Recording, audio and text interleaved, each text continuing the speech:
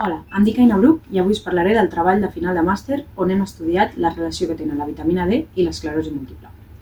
L'esclerosi múltiple és una malaltia neurodegenerativa on el sistema immunitari, que és el que s'encarrega de protegir-nos, s'equivoca i ataca el nostre cos. En aquest cas, concretament en el sistema nerviós, provocant el que es coneix com una malaltia autoimmune. Encara no se sap del cert per què passa, ja que hi ha molts factors, tant genètics com ambientals, implicats en el desenvolupament de la malaltia, sent un d'ells la deficiència de la vitamina D. Una de les funcions de la vitamina D és regular el sistema immunitari.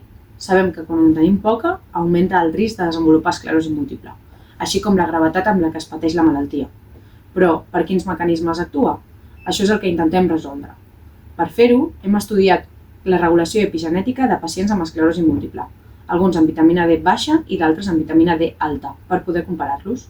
Per entendre què és aquesta regulació epigenètica, ens hem d'imaginar que la nostra informació genètica és una orquestra molt gran, on cada instrument és un gen i el director és el que indica a cada instrument quan i com ha de tocar. Els reguladors epigenètics i els factors de transcripció són diferents directors d'aquesta mateixa orquestra, que indicaran com i quan s'han d'expressar els nostres gens. El que hem descobert és que la vitamina D el que fa és ajudar els directors a coordinar aquesta orquestra i que quan falta aquesta vitamina D, l'orquestra es descontrola i perd l'harmonia.